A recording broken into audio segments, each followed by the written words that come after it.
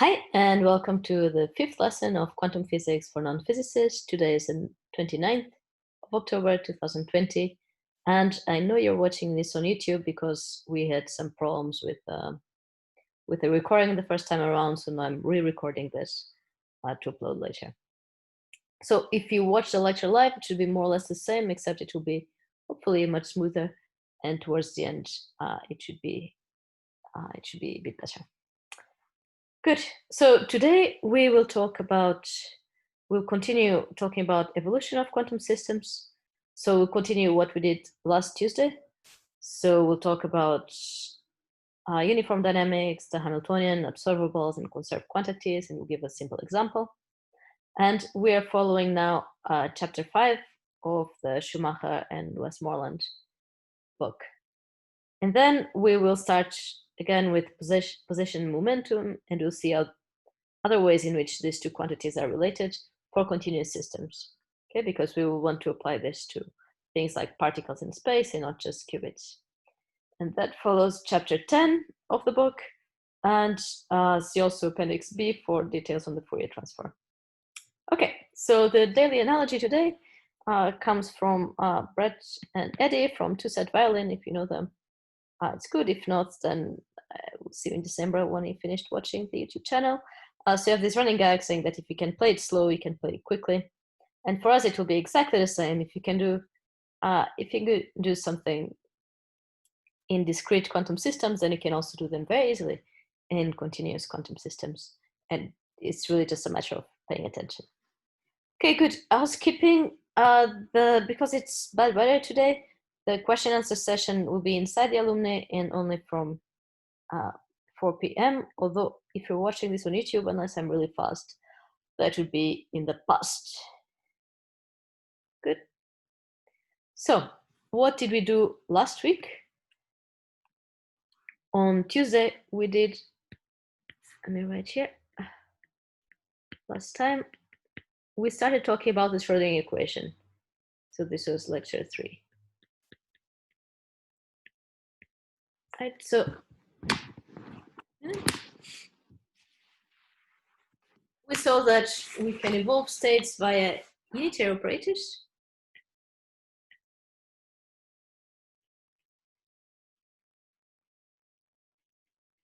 And the unitary operator means that when you multiply it by your dagger, which is the transpose conjugate, you get the identity. Okay. Then we saw that the eigenvalues of such an operator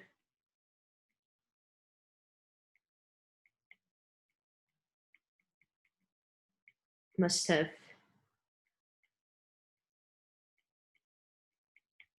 modulo 1. So these are complex numbers of modulo 1, which means that U as a matrix representation, which would be sum over k. And here we have just alpha k, some real number, and this is just, so this belongs to R. These are the eigenvectors,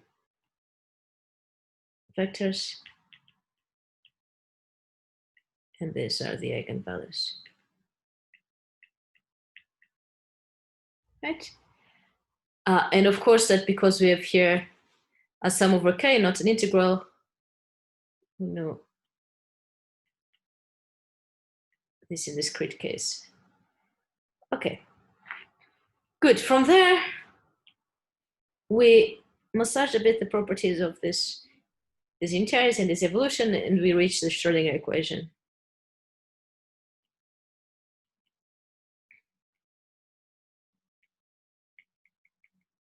First, we saw it in this form, ddt of some change over t of the wave function was the wave function itself versus some operator which was anti-emission. So anti-emission,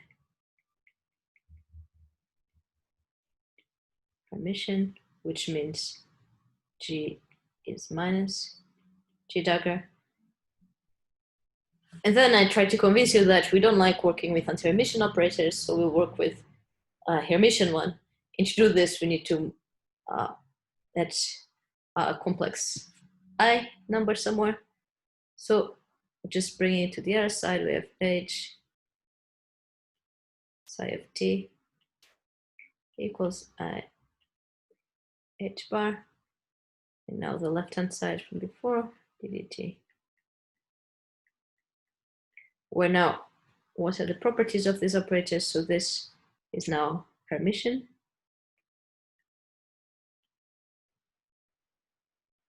Capital H, which means H equals H bar. And this is called the Hamiltonian of the system. And it has a physical significance, which we'll see in a moment, just to do with the energy. And this here is just a constant, so we could have put anything here, but physically it makes sense to refer to the Planck constant.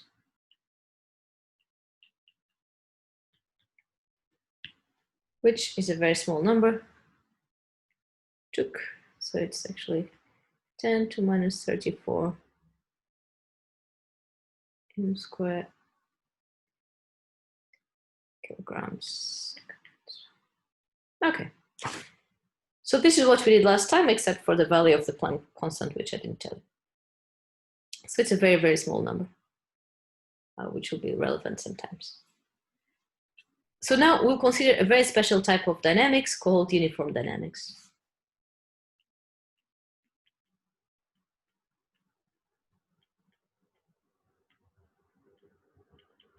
What this means is that the conditions to which the system is subject, they don't change over time. So in particular, the evolution u of some final time and some initial time only depends on the difference between the final and the initial time. Okay, we can call this some delta t. So this means that it doesn't matter when I put the system in these physical conditions, these are always the same, which means that the only thing that matters is how long the system is there. Okay, so in particular, this means that if we evolve it for some delta t time, after evolving it for some delta s time, this is the same as evolving it for delta t plus delta s time. Because we want the unitary to reflect this kind of uniformity. Okay, so in particular, in the case where delta s equals delta t, then we have that. So here we get u of delta t square, and on the other hand, we get u of 2 delta t, right? So, and in general, we can do this not just for 2 times, but we can do it for n times, and we'll get that u of some delta t to power of k is going to be u of k delta t. And then we ask, well, what can we put? What's the matrix representation of a unitary that satisfies this? Okay, so as we saw before, just to have this form of u is the sum over k of e I alpha k. And now we ask, well, what's the form of this alpha k's that satisfy this relation? And if we make them linear in t, then this works out. So we can say that u of t, k of t. So in this case, it's going to be sum over k e to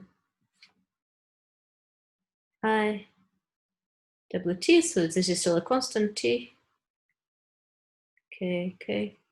And out of convention, because it will work out to be convenient to have wt to be a positive number and to have a minus sign here, we can put the minus sign there. But it's nothing fundamental about it. It's really just a convention. So now we're going to see what happens to states that seem to be the eigenstates of the operation u if we didn't have the t here. So these are called stationary states because I'll show you in a moment.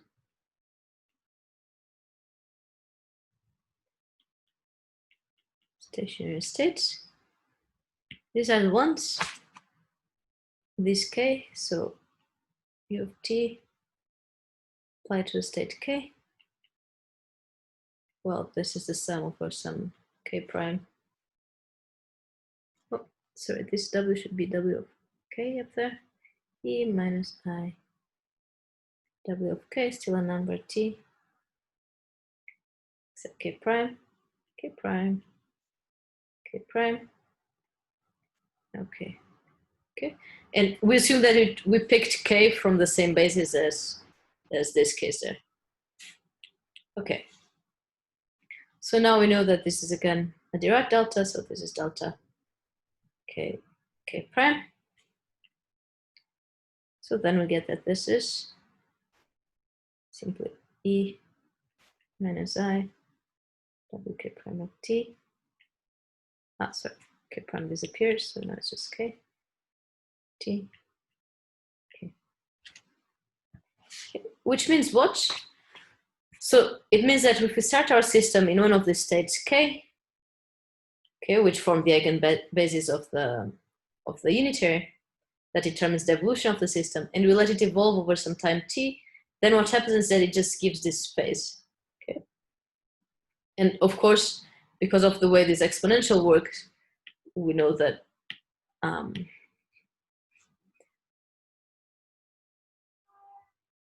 so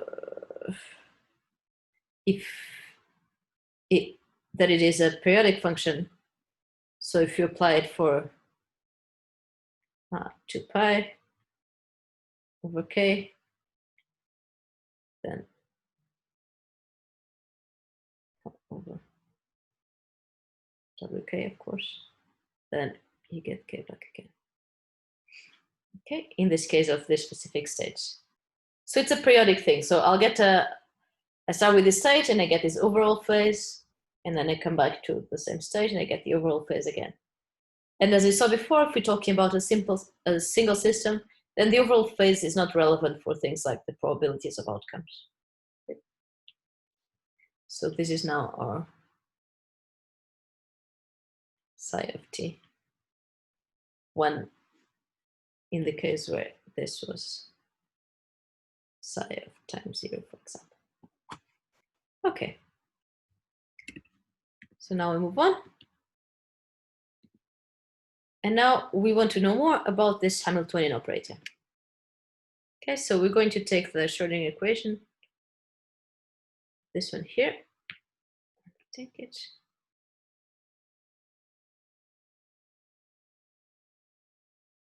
Copy.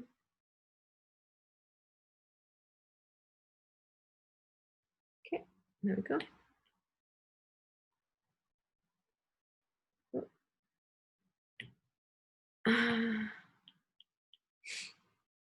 So now I take again this case where again I assume that the dynamics are uniform.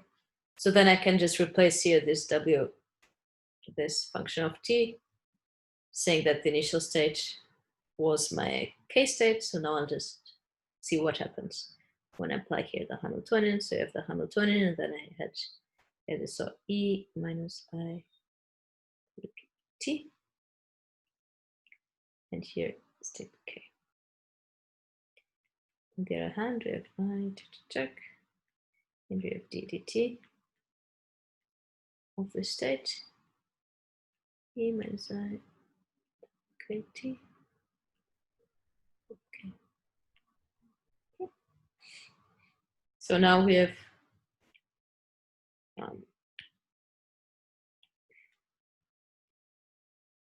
well, first I'll solve it. So this exponential here on the first part is just a number, it's not an operator, so I put it I minus I wkt. Okay.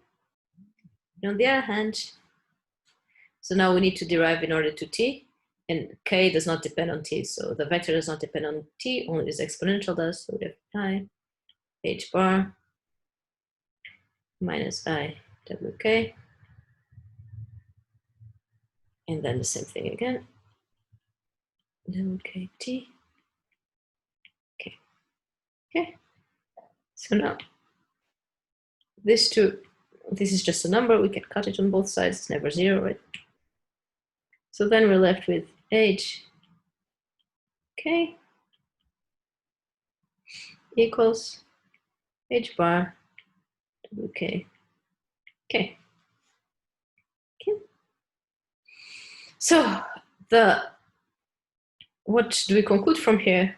Well, the stationary states, now we know that they are eigenvectors of the Hamiltonian, and we know that this is the eigenvalue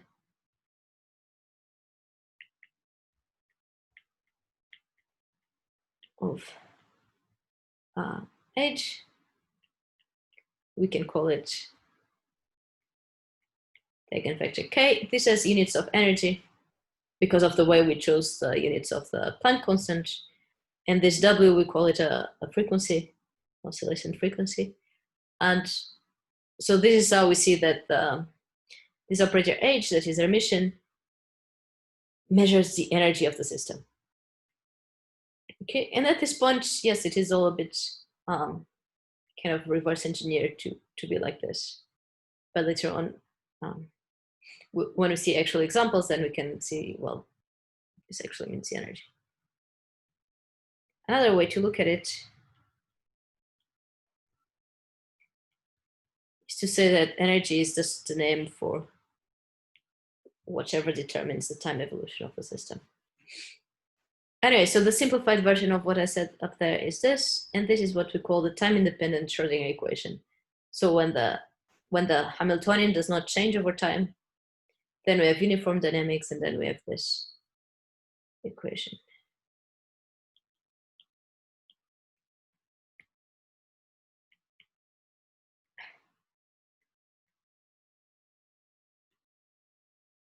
Schrodinger equation. Okay, which means that how can we work out the dynamics of a system to know how a system evolves?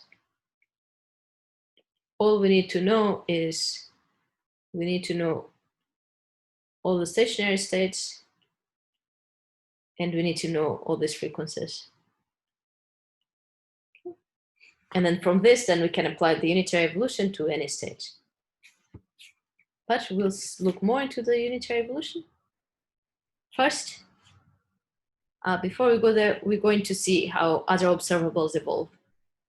Okay, so now suppose that I want to measure some property of my system, like the position or the momentum or the spin or the parity or something like this. And I want to see how this evolves over time. So we can do it by looking at the measurements as projectors and looking at all the probabilities. A faster way to do it, which is why observables are used in quantum physics, is to by just taking the observable and evolving the observable itself. So let me write it down. Evolution of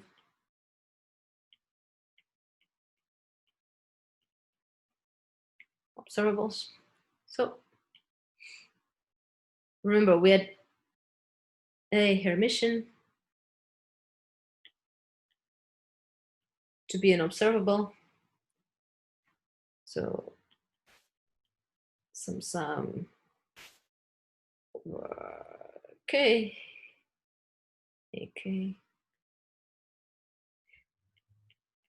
AK, where these are the labels.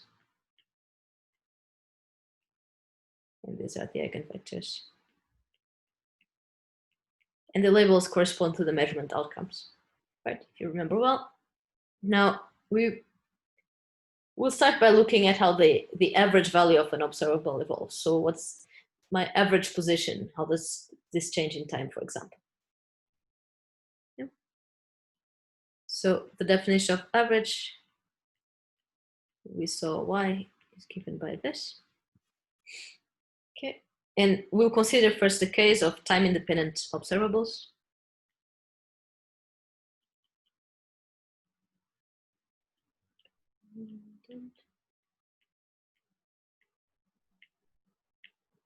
Observables. So this means that A itself, this matrix itself, does not have any terms that depend on T. Okay. And now we look at ddt of this average. Okay. So if ddt of psi, A, psi, and maybe let me make this a bit more explicit, of psi of t, because the state evolves in time. Okay. Psi of t. So if we take this, it's just a multiplication rule for the derivative. So we have two factors that depend on t. So we have the first one, A does not depend on t, times the derivative of the second one, just like we did last week, plus the derivative of the first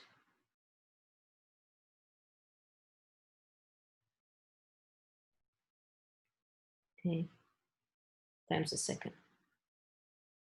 Okay, and A here is just a constant, but it's a constant matrix, not a constant scale. Okay, so now we just plug in the Schrodinger equation. And we plug in not this one, but this version of the Schrodinger equation, so the time-dependent one. Okay, the more general one. So we add this that we want to compute, and we just say that it's equal to that thing there. Okay, so here we have, oh, it's not a pen.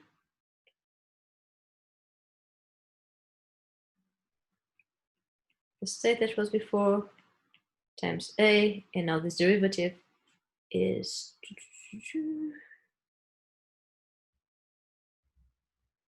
1 over I h bar h this plus the other term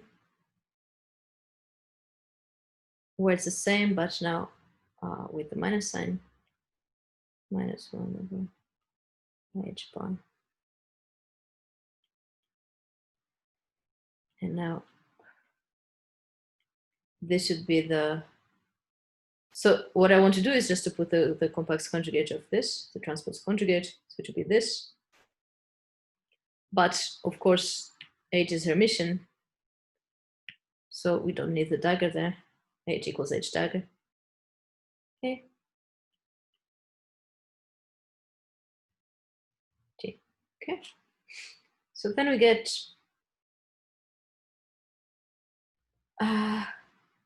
1 over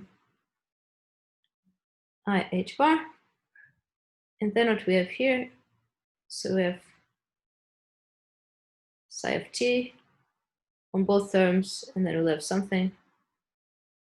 And then we'll have psi of t here, and what we have in the middle is precisely AH minus HA. So this object here, this is the commutator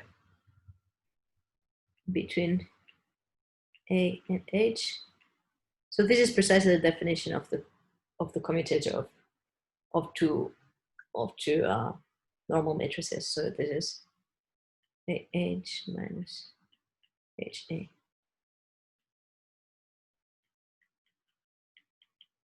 This is a very, very important object in quantum mechanics. You'll see that it will pop up again and again. So for example, uncertainty relations are determined by the commutator. Whether two observables can be shared or not is determined by the commutator. Okay, so a specific case is when this commutator is 0. So let me write this down again. With the time evolution of an observable, of the average of an observable A, is given by 1 over IH bar psi of t, and here we have AH psi of t. Okay, so special case, if these two observables commute, so if A commutes with the Hamiltonian, then this whole thing is 0, which means that if we measure A before the system evolves or after the system evolves, we get exactly the same outcomes. You can do the whole calculation with the projectors instead of the whole matrix, instead of the whole observable, and you see that the projectors also don't change, which means that none of the probabilities change in this. So this is what we call a conserved quantity. So this means A is a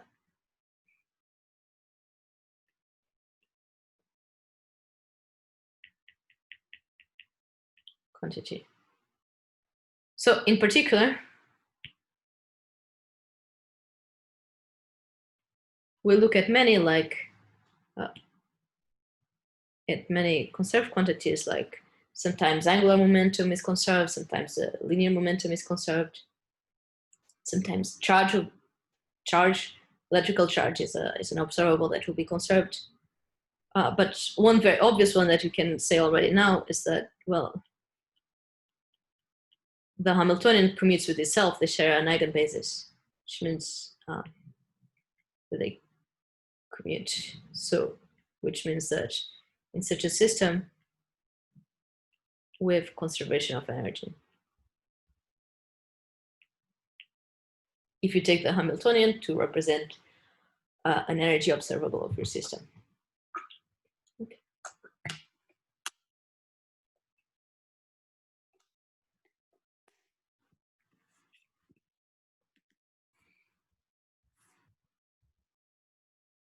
Okay, but now we want to know more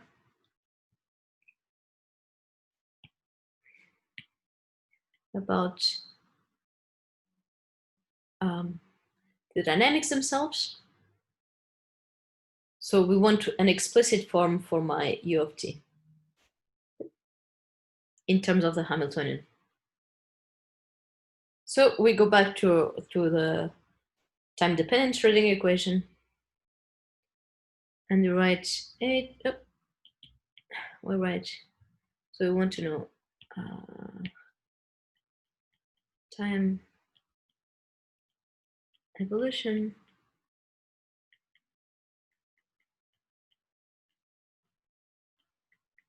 in terms of the Hamiltonian, not in terms of t. So we go back again to the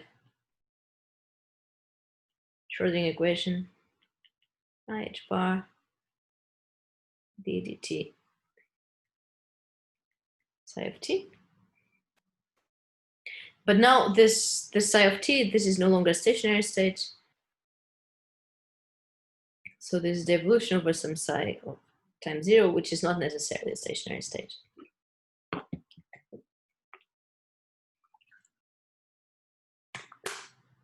And we said that this Hamiltonian does not depend on time for now. So anyway, we have H, U of t, psi 0 equals I H bar ddt of U of t, psi 0. Now, this is always true, right?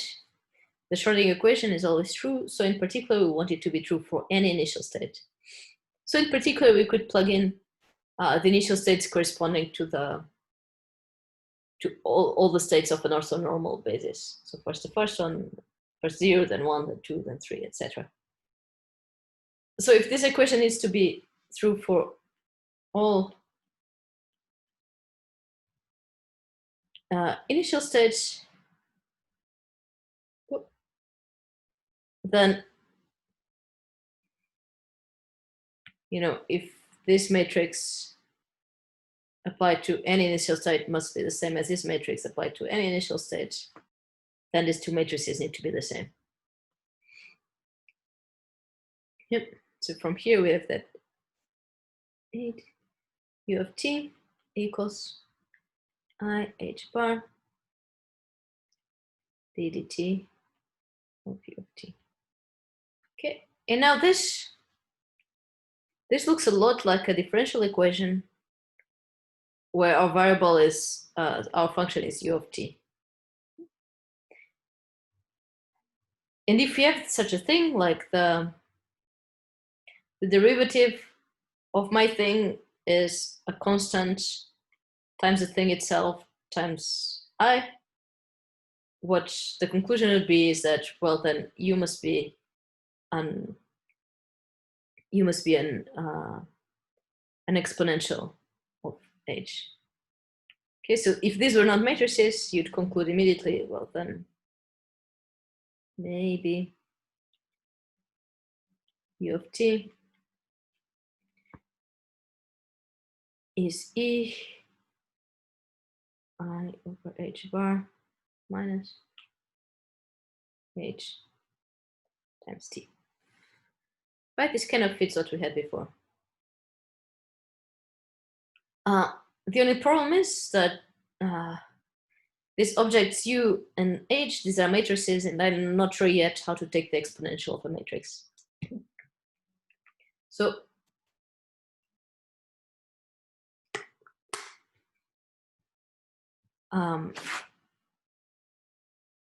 we'll see two ways of doing this, okay? The first one is to just think that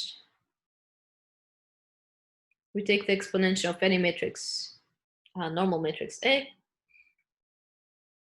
and you can always expand this as a power series. So this would be 1 plus A plus A squared over 2 plus A cubed over 3 factorial, and so forth and so on. Okay? And so on. And these things, we know how to do them, right? We know how to multiply a matrix by itself n times. So one thing is to take the idea that this exponential of A is just short for this. A more general tool that we can use is the fact that for any function that can be expressed as a power series, there's a very convenient representation.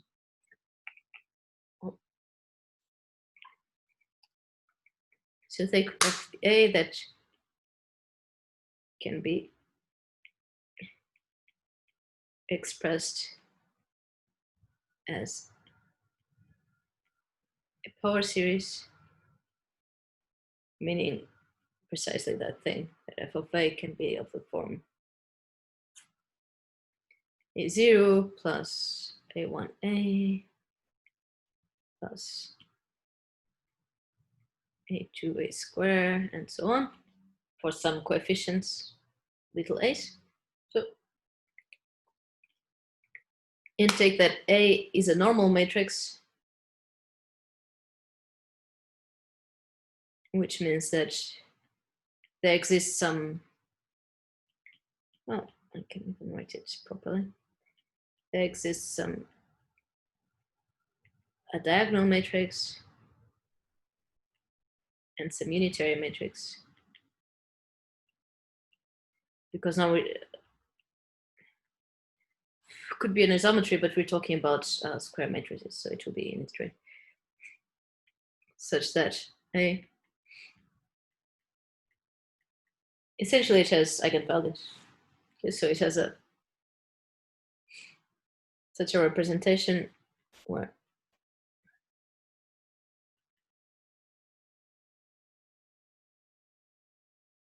all the elements are in the diagonal. Okay, so if we have such a thing, then we can always represent f of A in the following way. So we bring A to the diagonal form. We apply the function to all the eigenvalues, all the diagonal elements, and then we bring it back again. Yeah.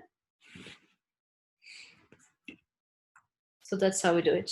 And please note, this will be important later on, that in general we cannot have the exponential of two matrices is not necessarily, like for scalars, just the product of the exponentials if A and B don't commute. If they commute, we can do it. If they don't commute, we can't do it. So let's see again what this would look like. So we saw that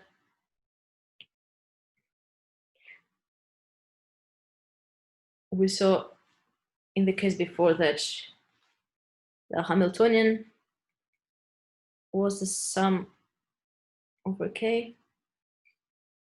of EK.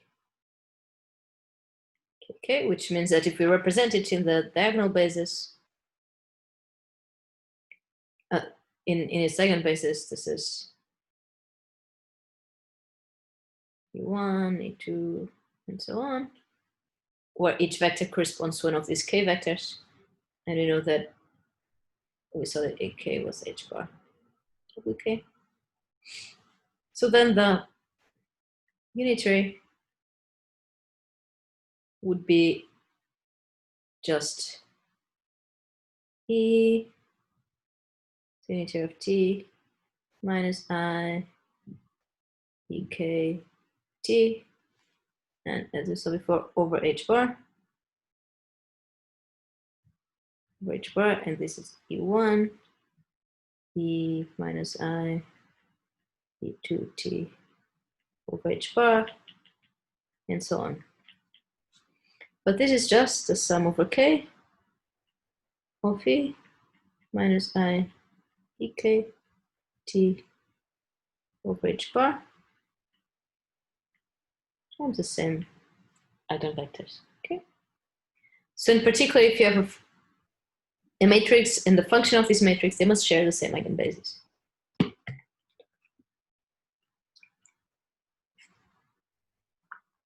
And this satisfies the property we saw of uniform dynamics. So now we're saying that this H does not depend on time in this case.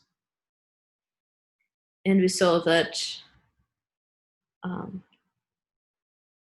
we want to compute U of some time 1. Now we use delta T before, right? Delta T, U of delta S. Okay, so then let's compute this. So on one hand, we have sum over K, E2 minus I, EK, delta T over H bar, KK. And then we have here the same thing, but K prime minus I, EK prime, delta S now, check. k, k, where these are all k primes. Okay. So now if we multiply these two things, and the sum over k, we'll even do it with two colors. Okay. The first exponential,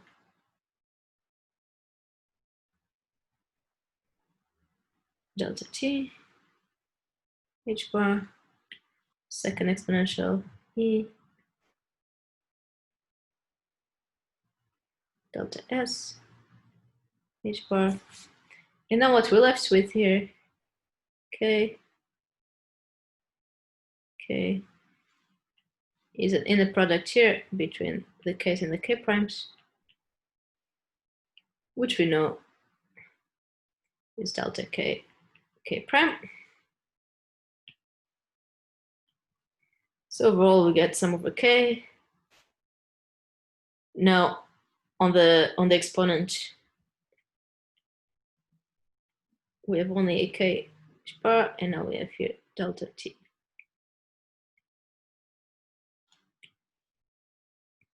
Yes. Okay. Which is precisely the exponential of minus I over h bar Hamiltonian, and now the time being delta t plus delta s. Yeah. Which is our u of t1 plus t2. Sorry. Of delta t plus delta s. Okay.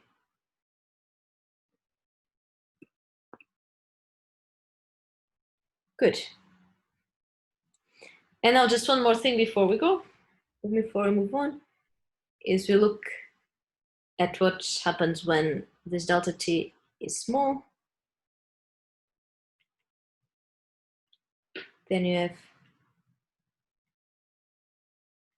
we still have this same formula, but we use the power series and we just dismiss all the higher order terms. So we have the identity, you remember, then it was minus the power series of the exponential will be minus I over h bar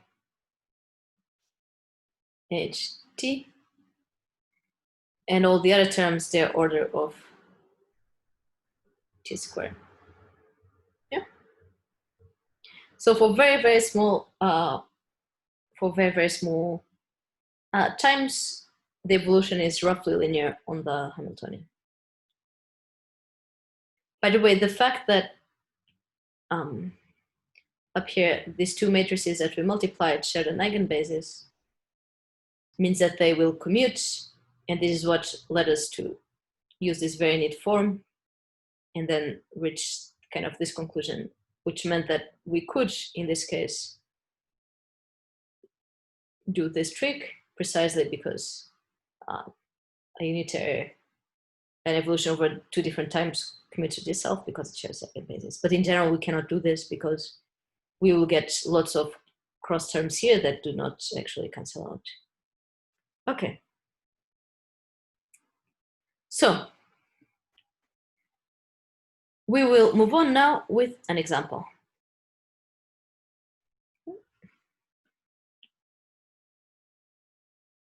And it's a nice example because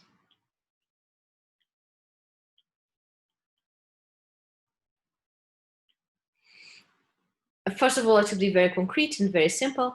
And the second notion we have is that it will not feature time anywhere explicitly. We did this, we derived the Schrodinger equation with this all these derivatives in order to time and taking everything as a function of time, but there's nothing special about this parameter t. It does not necessarily need to represent time.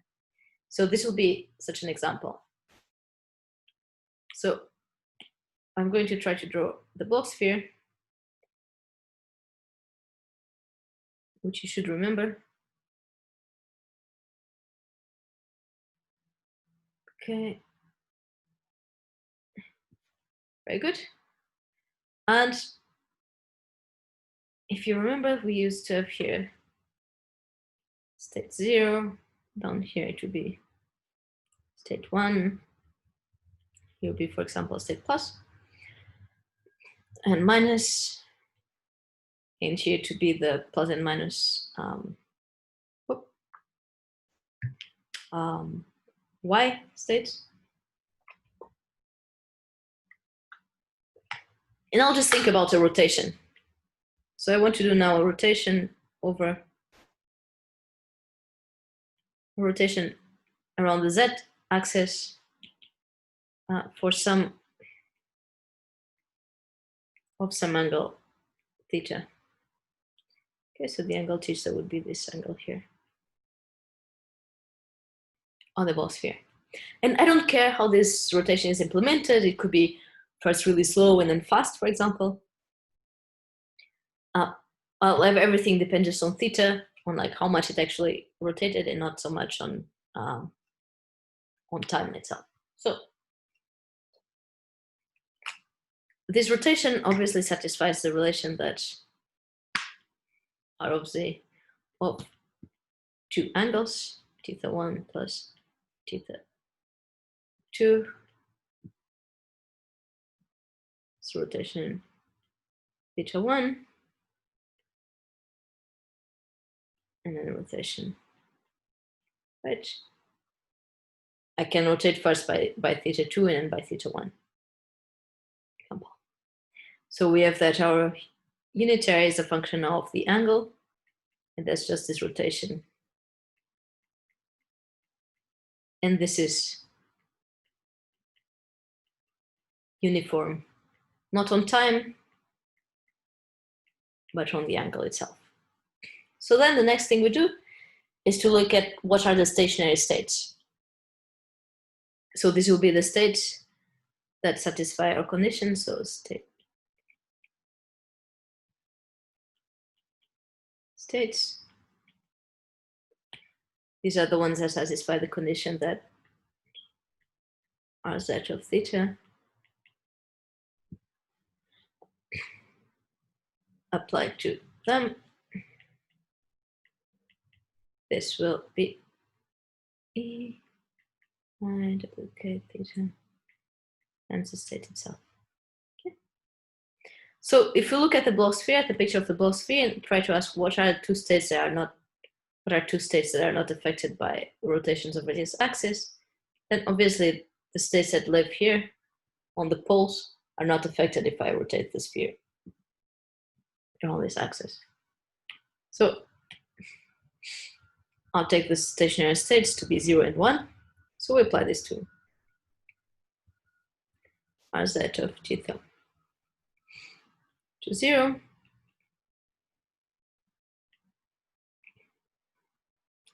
W0 theta and Rz of theta applied to state 1. This will also be given by some other phase. W1 theta 0. Okay. Note that if I chosen a rotation, for example, about the x axis, or rotation like this, then the stationary states would be states plus and minus. Okay, so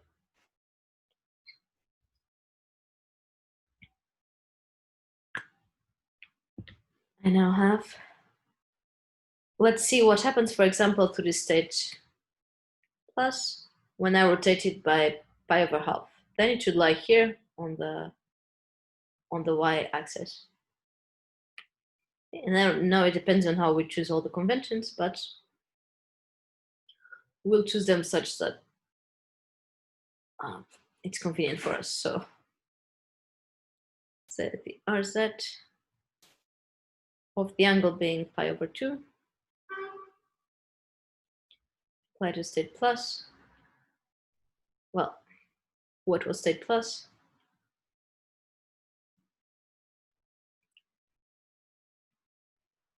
this was the state 0 plus 1 over square root of 2.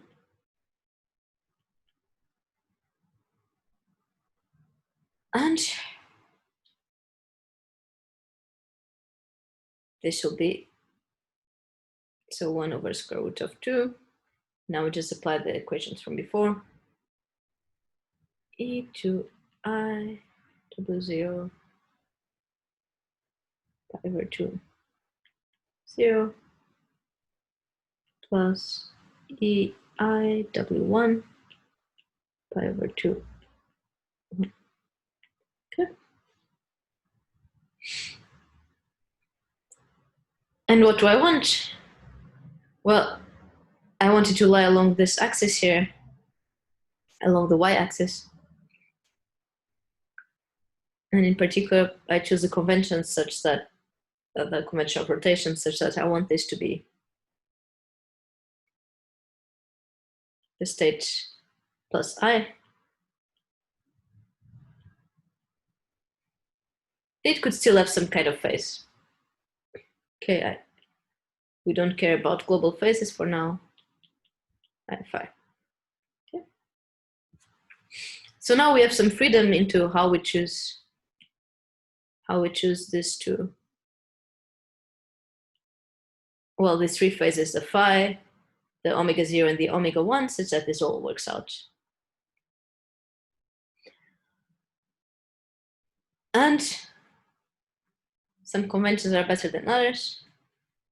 We take a very easy one for now, and then later we just justify it in retrospect.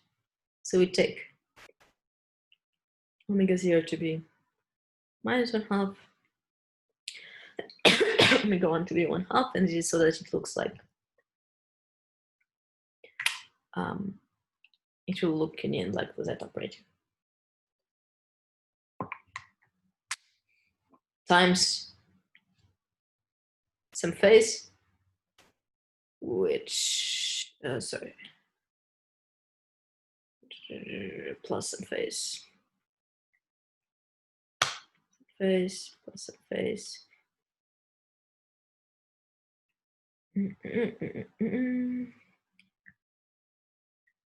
Yes.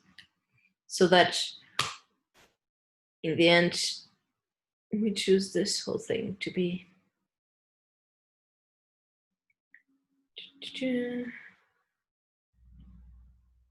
how is that of take that to be E. Yes, no, sorry.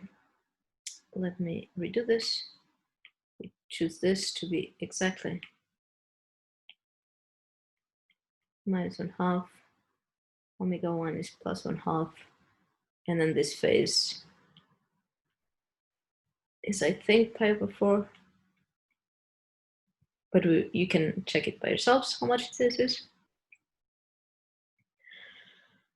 And so what we get here after, so what we did was to just choose applying this to one particular state, in this case, this state,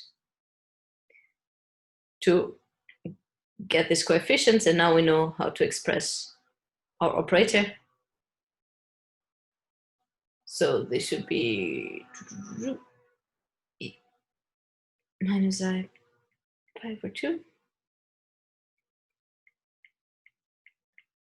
Now the first stationary state, I pi over 2. Second stationary state, which can be rewritten as I minus I theta over 2 times Z. Because Z, if you remember, this was this operator 1 minus 1, which is a 0 minus. Okay.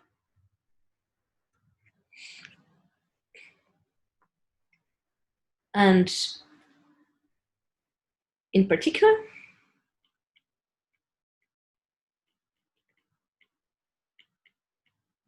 note that we had lots of freedom in how to define this. we chose this particular representation because it relates back to the Pauli operators, which we like a lot. But in particular, if you have Rz of 2 pi, this is E, let's do it here, minus I,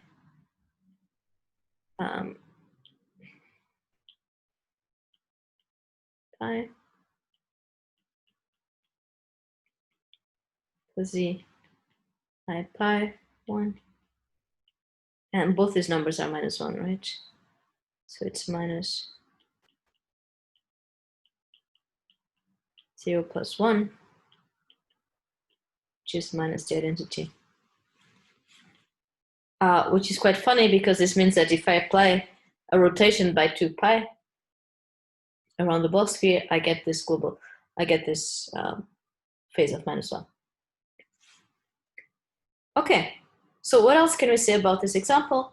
We can look for the equivalent of the Hamiltonian in this case. Okay, and we can already, by looking at it, we can already tell that it will probably be a constant, but a constant multiplied by this matrix Z, right? Because it's the one that appears in the exponent. So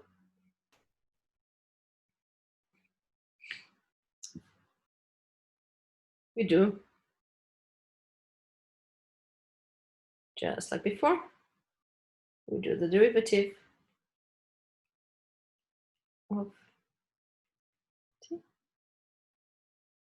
Instead of order of 2 time, we do order in order theta. So this is the theta. What was psi of theta? This was just the rotation by theta times some initial state, which does not depend on theta, so we have a nice bracket here. So let's put the state here at the end.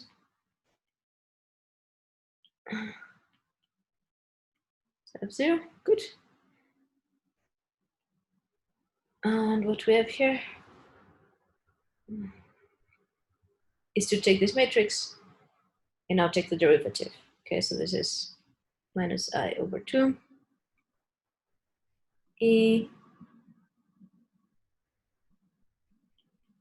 H over 2 0 0 plus I over 2 E H over 2 1 1. Okay. So far we just took this matrix Rz, which we had computed here before this, and you just took the derivative. And now we want to start looking at this like being a lot like the Schrodinger equation, because we can do a few things. So first of all, we can multiply everything by constant, and things will still look the same. Right? And then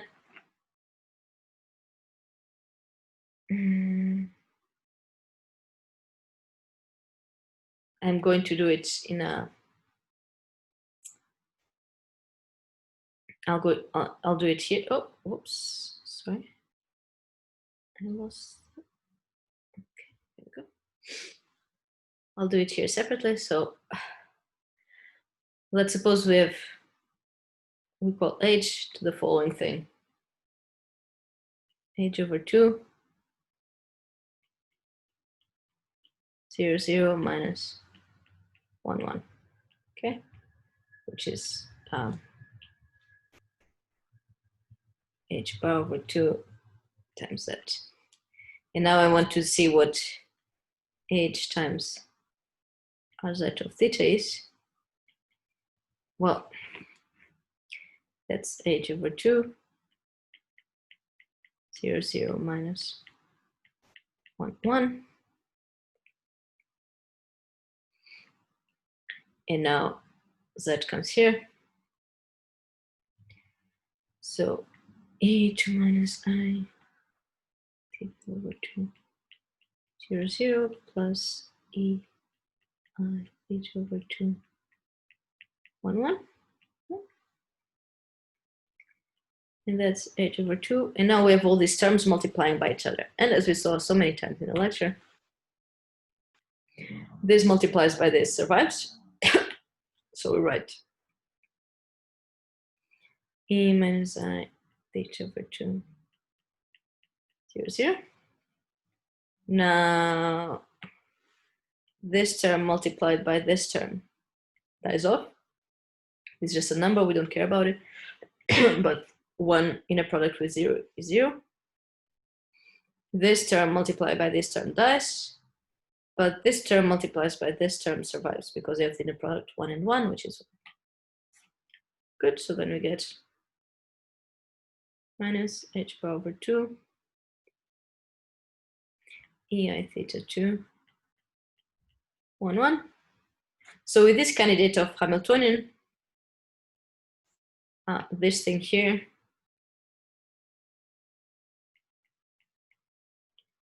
is exactly this thing here, right?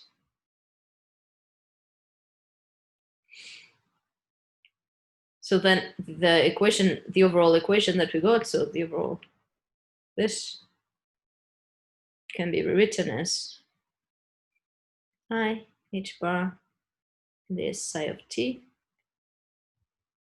equals our Hamiltonian and then z of theta psi of 0, which is just the Hamiltonian times psi of t. Okay. Which is the equivalent of the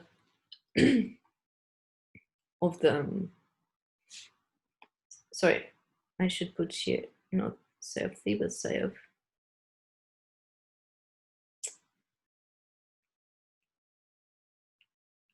theta and the derivative. Okay, there we go. So now this is the equivalent of the Schrodinger equation, but we don't have time anywhere. We just have this dynamics depending on a different parameter, which in this case is the angle of rotation. Okay, so the equivalent of the Hamiltonian is what we call this matrix, can be called, it's called in the book, so I'll just use the same notation, even though it's nothing special. So it's just this h bar over 2 times z.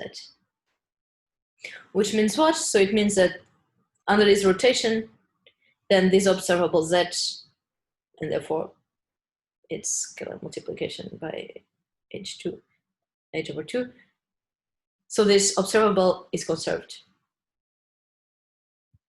Which makes sense, right? If you're rotating over z, then you're not changing any of the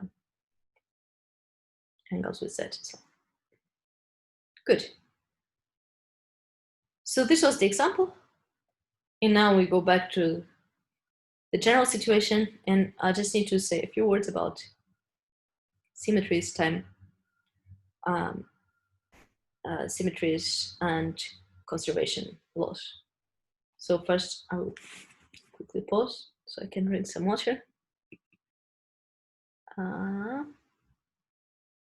Stop share and okay, welcome back. I am now in possession of a bottle of water, and you no. Connect to my computer, not the neighbors. You should now be able to see. Yes, there we go. Okay, so I said we want to talk about symmetries. So, okay.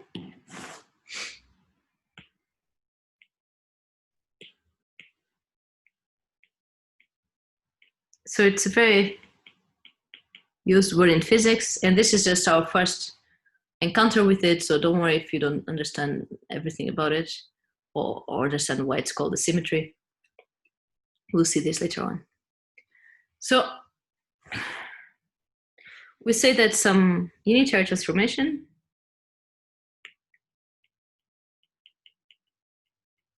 is a symmetry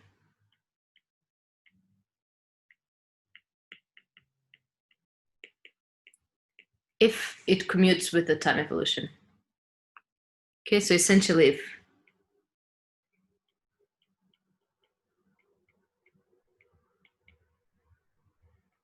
theorem equals u of t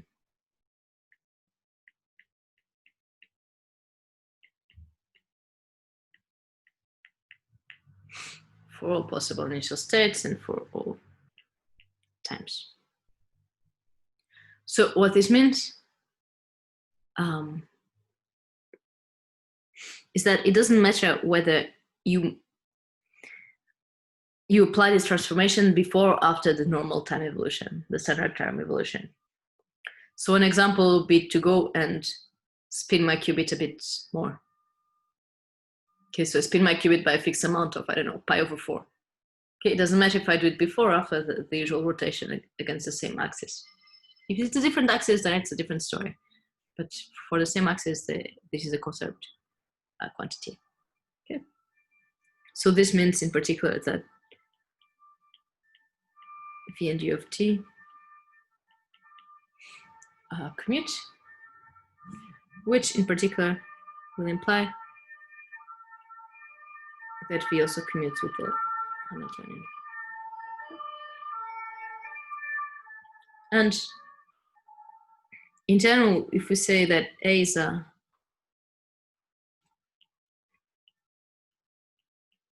conserved quantity,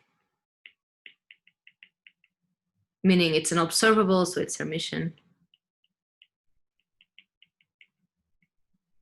then this means that if you take the exponential, then this is a symmetry.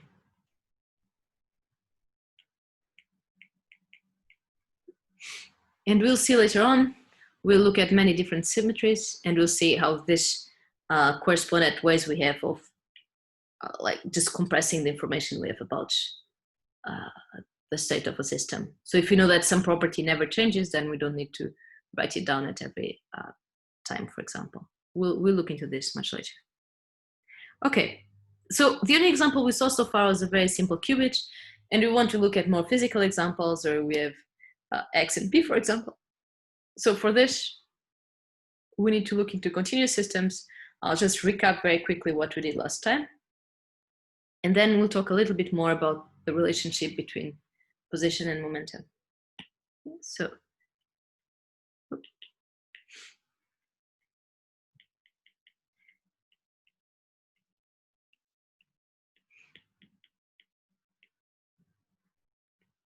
this is continuation. So as I saw before, we have some Hilbert space, which has some basis, which now is infinite, okay, and continuous.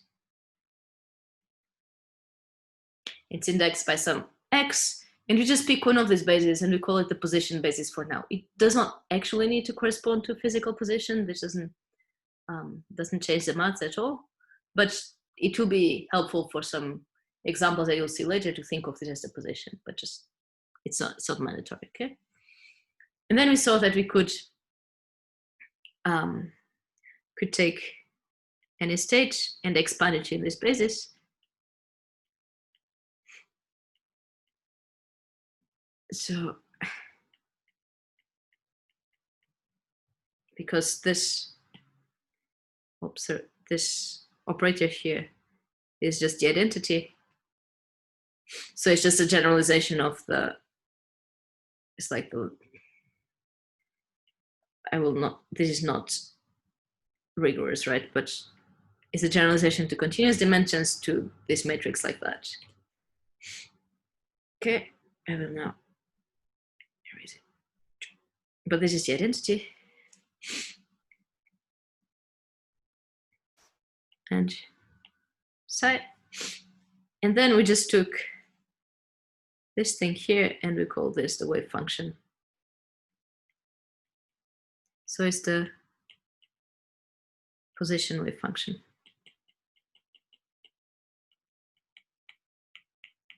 Because it's a function of x, which depends on the state itself. So we have the sum dx of that number x. So it's just the coefficient for this expansion. And all these integrals, unless I write otherwise, they go from minus infinity to plus infinity. And now we're only looking at one dimension. Later on, we'll see more dimensions, what happens. But we saw that we can also have a different basis. So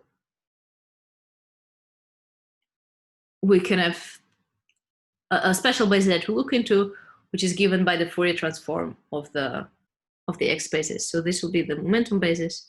And first I'll just write it here.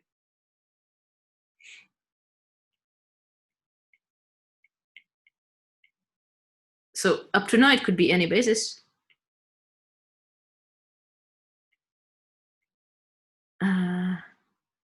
dp. And this thing, we're going to give it a different, we call it psi bar just so we know that it's not the same function like on the reals, or on the from the reals to complex numbers. It's just not the same function as before. So this is the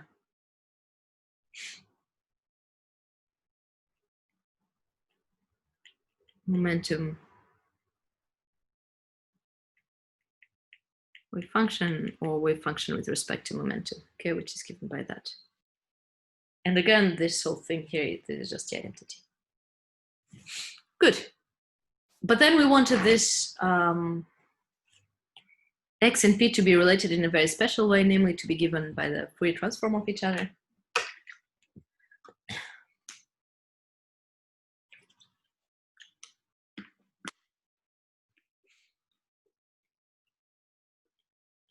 So x and p are going to be given by some constant times e to I p x. And as you saw in the exercise class, the constant that normalizes it will be 1 over square root of 2 pi. But as it turns out, we could put anything, any other constant like here and here, and it's still normalized. And the one we use, surprise, surprise, is going to be the h bar, because this is the relevant physical constant. Okay, so it's a Planck constant again here. So,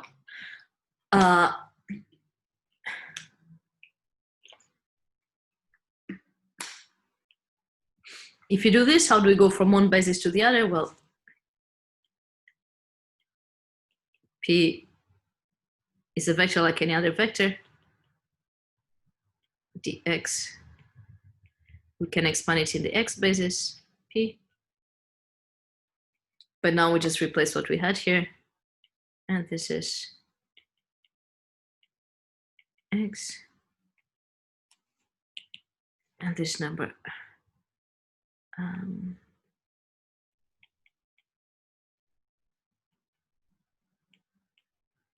here the constant 2 pi h bar.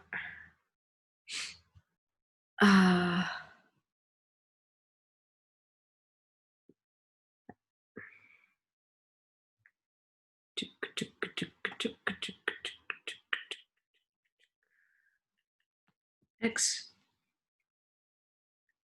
Give me 1 second. I might be saying lies.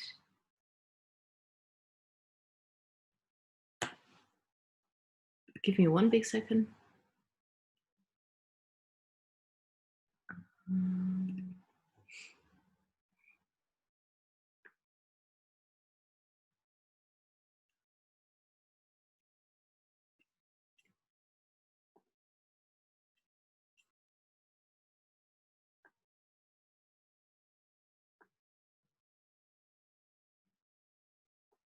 Yeah, this should be right.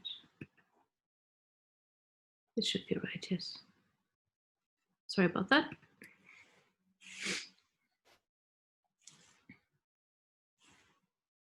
Okay.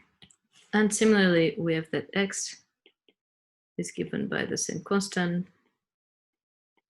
pi h bar dp e, and now we get the minus because it's the complex conjugate p.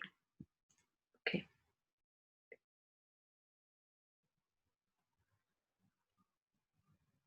Yeah, exactly. Yes.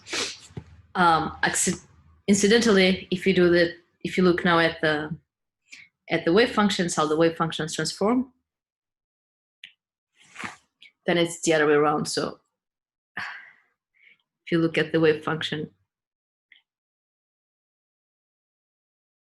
p, this is now p psi, and what was p? So this is p x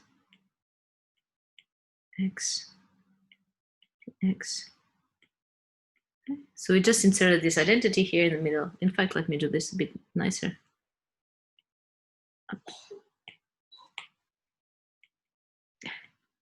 Can do it like this, and then it's more obvious. This is the identity.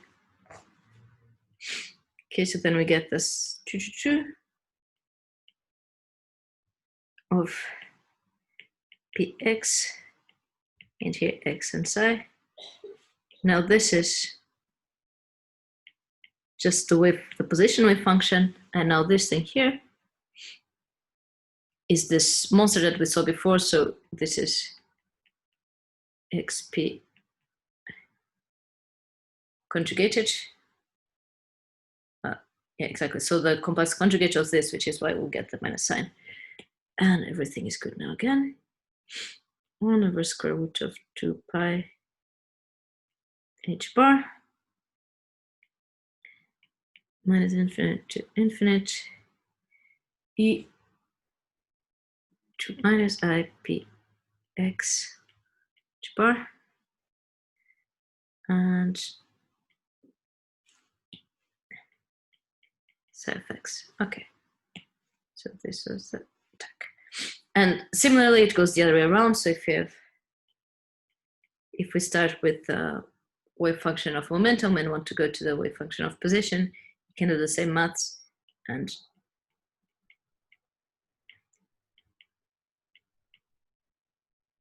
then here with IPX h bar, so there we had dx. Now we have here the wave function of the position wave function, and now dp. Okay, so this is how we go from one to the other basis. Very good. But now I want to know, I'm particularly interested in the momentum operator. And the reason for this is that lots of Hamiltonians will depend on the momentum operator. So if we think of, we don't know yet that the momentum has anything to do with energy, but if you think of momentum in classical physics, it has to do with the velocity of the particle, which has to do with the kinetic energy. And lots of Hamiltonians will depend explicitly on P. So just as a recap, we had the position operator, X, which was just the sum, sorry, we no longer have sums here, of X. This corresponded to the observable of measuring X. So if I have the eigenstate position X, then it gives me the eigenvalue X, right? Okay. And now the position operator is just the same in the P basis. Okay. So it's just this big matrix where the diagonal elements are the different values of P. And now I want to see what it actually does to what happens when I apply P to some vector. Okay. And instead of studying what happens to the whole vector, I'll see just what happens what happens to the wave function. Okay, so what happens to this? So remember we have f of x. The original wave function was this. And now I apply with this operator P, and I want to see what happens. So we just do this calculation. Well, we have X, and now here comes our operator P, P. Here comes psi. Well, I can move the X inside, so I have dP, XP, and you have P psi. Well, this is the momentum wave function, and this is this Fourier transform term that we saw before, this coefficient. So,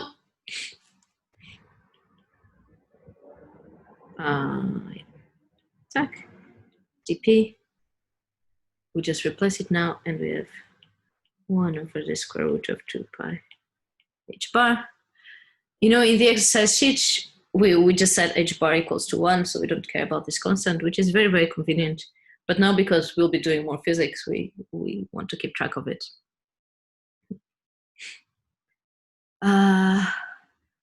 Okay. Oh, and I forgot the P here somewhere. P. And E, I, Px over h bar. And now here comes the function tech of P. Very good. Now, we do this exactly the same trick as before, and we say, well, this thing here looks a lot like the derivative of this with respect to x, because we got this p term here, and we just need to kind of adjust the constants. So we'll go and adjust the constants. So first we take this thing out. H bar, dp, and now we say, well, this looks a lot like some derivative in order to x of this thing, I px over h bar. You know, what constants do we need to add? Well, the p is already there. We need to add minus I h bar. Yep. And this thing is still here. Okay. But now, because the only term that depends on x is this, we can move this derivative to the outside. Okay, so we have minus, and remove the convenient coefficients to the outside as well, because we know where we want to go. Because in fact, I'm reverse engineering the result that we want, ddx, and what's left here? Well, I have this constant, 2 pi h bar, and eipx over h bar.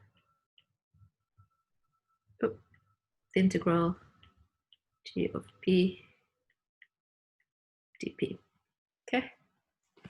Well, but this thing here,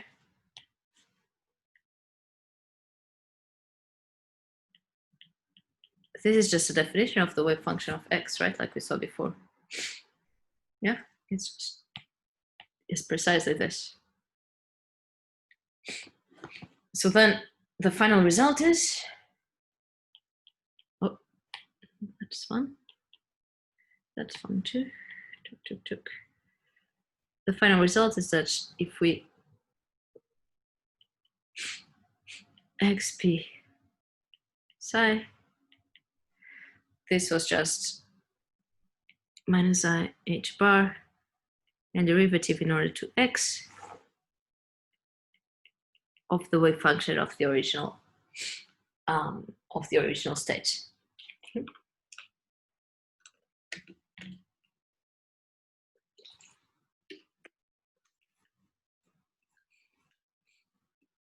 Okay. So one way that the book has to think about it, which I'm not sure how helpful it is to think of P as an operator that can also take the position wave function and take it to its derivative. Okay, we don't know how helpful this actually is. Okay, good. So as a curiosity, what is the expectation value of this?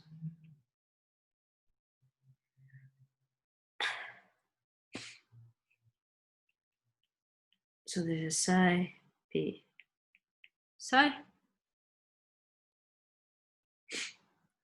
which again we can plug in an identity. So we put psi, here comes the identity, conveniently expressed in the x basis, p psi, and this gives us integral x p check dx, and this is again the integral dx, where here is exactly the wave function, but the complex conjugate. So remember that this is the conjugate of that. And this is, the second term is the result we had before. So let's just get rid of the coefficients minus h bar there, and here goes the x psi of x. Okay. So this will be useful later on when we want to compute expectation values. And the last important thing to compute is now the commutator between x and p, which will be very, very useful later on. Okay.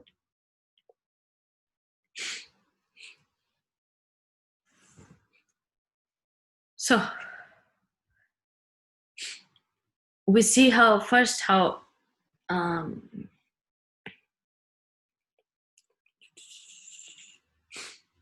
what is x times p times any state. Okay. And we can even look at the wave function of this state. Okay. So this is just little x. And now here comes, what's the definition of x? Well, let's not do this. We don't need to do this even. We can just do associative property.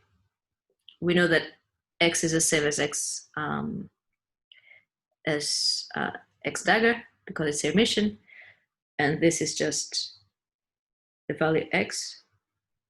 It should be the complex conjugate, but x is real.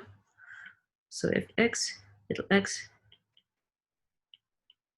p psi, okay, and that's just little x, and then this thing we know is minus I h bar to the x of the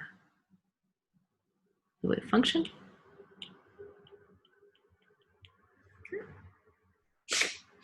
And now we see the other one, px psi. Okay. So one way to do it is take x and, well, first we do this part. So we have p, and now we have here little x times psi. Okay. And now we know that we'll have a derivative here. So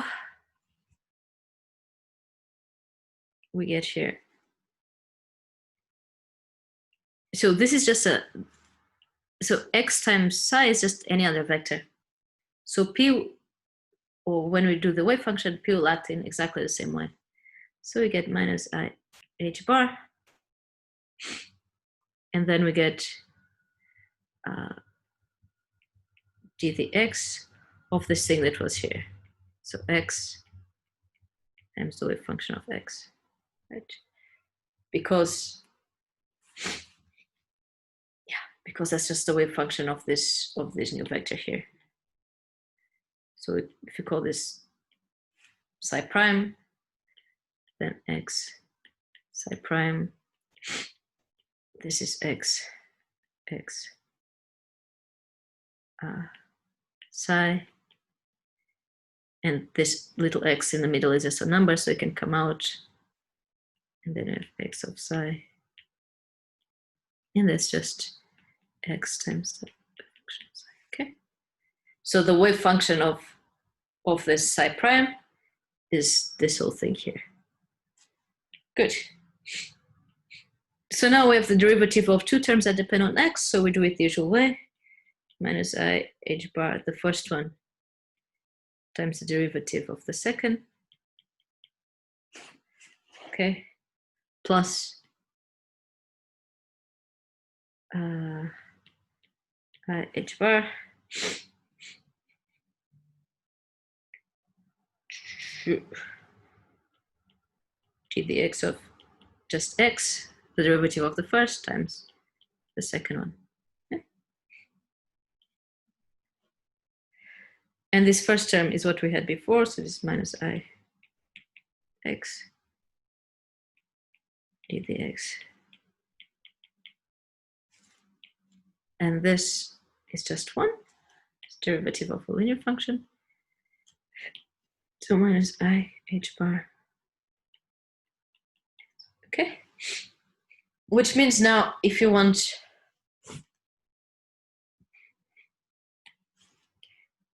this operator x of p, x times p, so this is xp minus px. And if we look just as the way it acts on the wave function, and this needs to be true for every wave function, okay, then we need to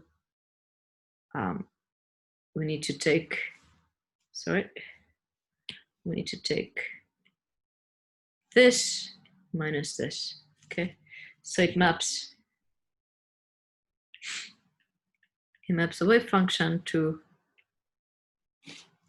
one minus the other, and the only surviving term is this h, and the wave function itself again, because the two terms with the derivatives, they'll cancel out. Okay. So what's the operator that maps every function to a function itself times a constant? Well, this is just the identity times that function. So we have that xp, and again, these are the operators. And sometimes I forget the hats, but if it's capital letter, then you know I'm in the matrix. That is just I h bar times the identity. Because remember that this wave function is just when you sandwich it with some basis elements into vector. And it needs to be true for all basis elements and for all vectors.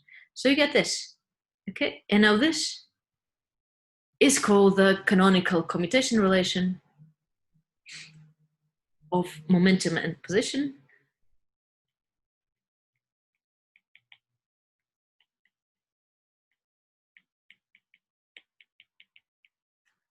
And we will use it a lot. So we'll use it in particular when the Hamiltonian depends on the momentum, like it depends on the kinetic energy, and we're trying to measure the position. And we want to see how does the position, the average position change over time, for example. How does the variance of the position change over time? And as we saw before, this depends on the commutator with the Hamiltonian. And if the Hamiltonian is p, then it depends on the commutator between these two variables. So all of this, we'll see how it works on Thursday. Good, so thank you very much. And now I will stop. Bye.